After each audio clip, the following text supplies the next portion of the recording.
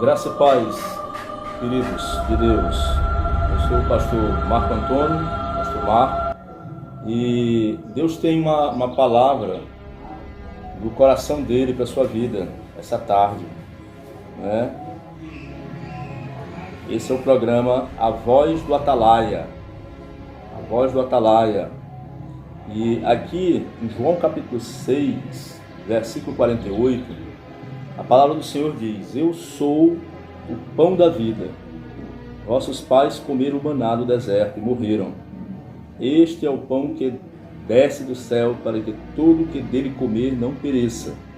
Eu sou o pão vivo que desceu do céu. Se alguém dele comer, viverá eternamente. E o pão que eu darei pela vida do mundo é a minha carne. Versículo 52. Disputavam, pois, os judeus entre si, dizendo: Como pode este dar-nos a comer a sua própria carne?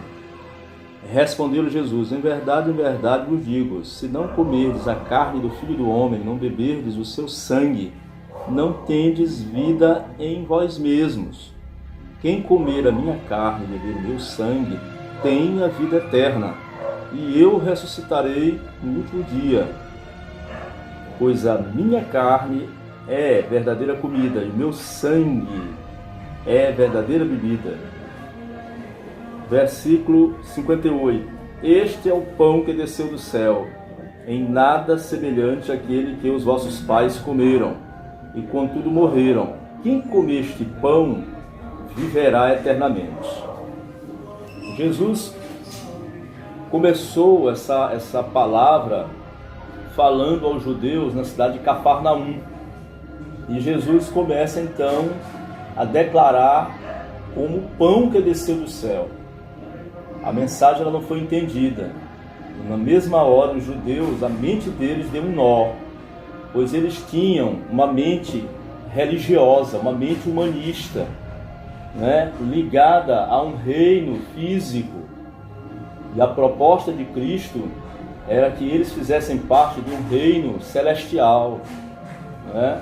Então, quando Jesus declara ser o pão, é um pão espiritual, né? É um pão espiritual.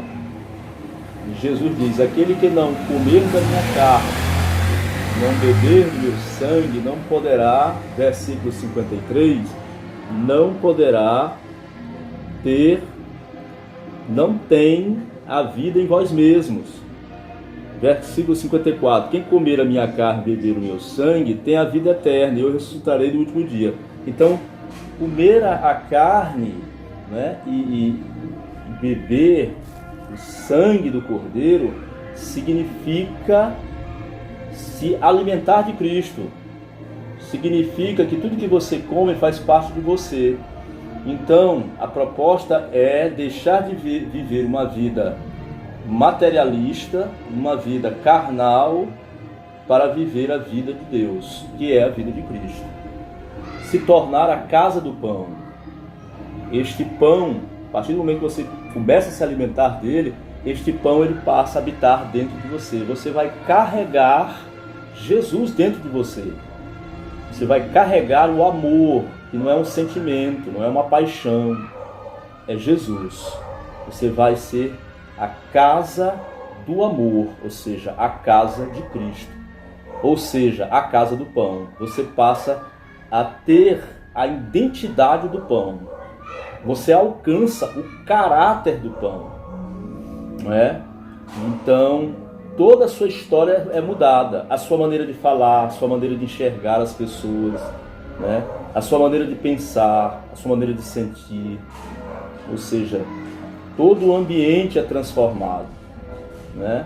Você começa a ter um caráter transformado. O caráter está associado com caráter é o somatório de atitudes, de comportamentos, né? Muitos não dão importância à questão do caráter, eles estão dando mais importância aos dons.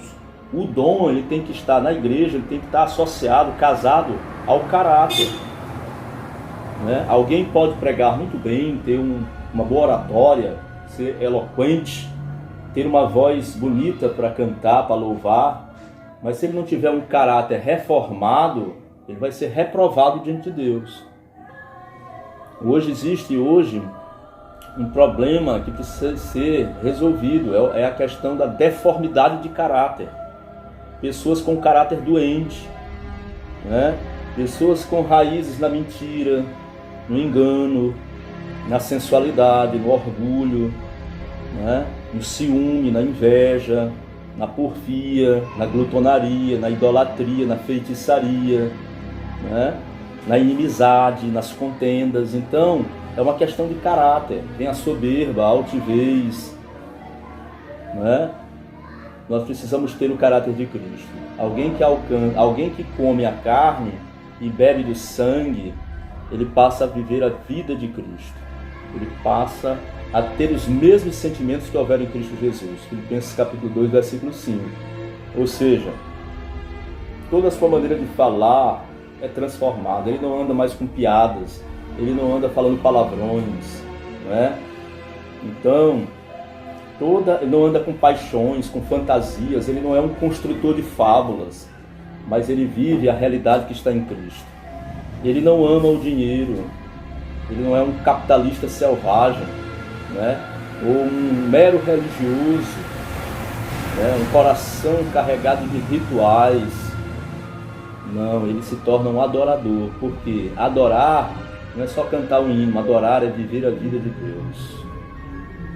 E coma da carne, beba do sangue, né?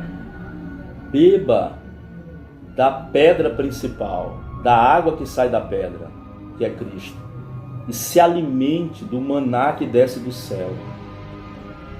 E você será feliz, você terá uma vida, né, carregada de paz, de amor. E você vai justamente, a partir do momento que você alcança o caráter de Jesus, você vai reproduzir discípulos com o caráter de Jesus. E esse é o propósito. Esse é o propósito eterno de Deus. Construir uma família com muitos filhos parecidos com Jesus, semelhantes ao Cordeiro, discípulos da luz de Cristo, imitadores de Cristo. E a minha oração é que essa palavra ela possa penetrar no seu coração como uma espada transformadora e você possa viver em novidade de vida. Que você seja um testemunho de excelência na tua vizinhança, no meio do círculo de amizade, né? Na tua família, na sociedade em que você vive, no seu bairro, na sua cidade, na sua escola, na faculdade que você está fazendo, no seu trabalho. Você seja um referencial profético, um imitador de Cristo. Coma da carne e beba do sangue. E que a paz de Cristo, a graça abundante do Senhor e a misericórdia infinita de Deus possa se estabelecer sobre a sua vida, em nome de Jesus. Eu oro agora, intercedo por você e pela sua família, para que você se torne verdadeiramente a casa do Cordeiro e cresça na graça e no conhecimento do Senhor e venha alcançar a verdadeira maturidade cristã, em nome de Jesus. Amém.